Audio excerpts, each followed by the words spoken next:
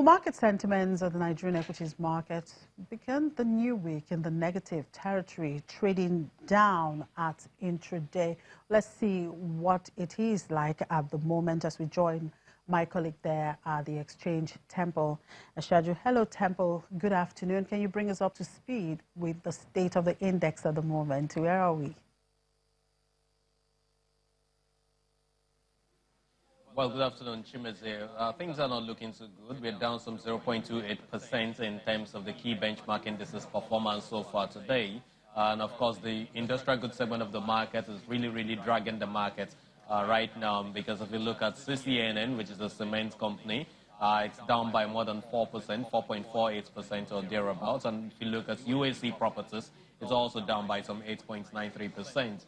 And that's put together with some other little losses that we have across some other counters in that segment of the market, has been weighing down the sector by a total of 1.08%. So the last check that we gave on those figures that are currently crunching at the moment in the market. The banking side of things not looking too good as well. We'll see a drag in that side of the market due to some sell-off on GT Bank, which is, of course, one of the tier one names in the market. Although that company has been described as a resilient company in terms of its share price in the market, due to the fact that it's been hovering around 33 naira, 34 naira. So it's something that just gives some kind of a penny gains to investors in the market. Basically, that's what we have. The activity level in the market is really weak at this point. Total transactions done as at 1:30 p.m. was just around 209 million units of shares. And of course, that's still way lesser than the 30-day average, of course, in terms of the value of what has been traded so far.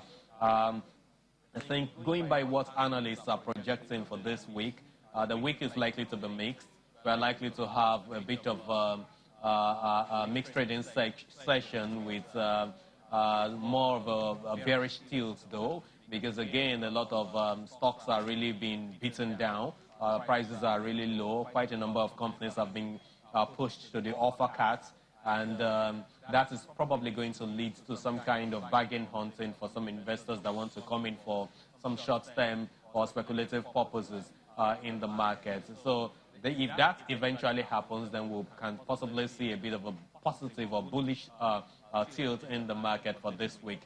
That's the sense that investors have of the market right about now. There are a couple of companies that in recent times, the past 2-3 weeks, have been gaining, and of course, their momentum is being sustained. Your guess is as good as mine. Chams PLC is one of them. Rose from 20 kobo up now to some 48 kobo per share.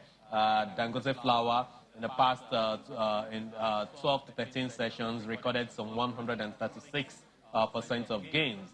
But at a point last week Friday, those gains were balked by some kind of 9.7% decline in the share price on Friday. And of course, that company then closed at 17 naira and some cobbles there. So right about now, there hasn't been so much of interest on Dangote Flour. That's probably because, due to the acquisition plans from Olam Nigeria, which is about to take over the company, investors are beginning to invest cautiously on it because, again, the timeline for the takeover has not actually been released to the public. So perhaps some investors are waiting and watching to see how they don't get to eventually lose money, because eventually, if the 130 billion naira takeover plan comes through, then you will see a delisting of Dangote Flour from the market. So it's probably a reason why some investors are just being sitting on the fence on this particular company. If you look at what it has gained so far today, it was only up some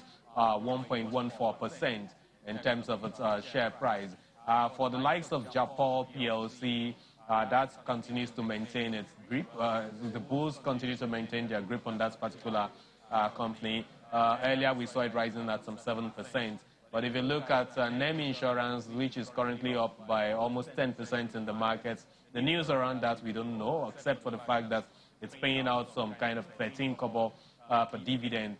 And due to the fact that we don't really have an overall catalyst in the markets, if you see an offer like that from any company, you want to quickly grab it after doing your valuations on the market. So 13 kobo is probably some kind of good money for some investors in the market, and it's something that is strong enough to push them, towards NEM insurance, and that's likely to also help the insurance sector today, given the volume of transactions that we've seen around this particular company. So eventually, the market may not record so much of losses today, given the sense that we are seeing right now around the market and the fact that we have weak activity level in the market. Chimezi. Well, thank you very much for those, Temple, for those updates. The market is highly unpredictable. Let's just wait and see what the week holds for it. Well, on that note, we wrap up today's edition of the program. Thank you very much for watching. I'm Chimezi Obi Wabu.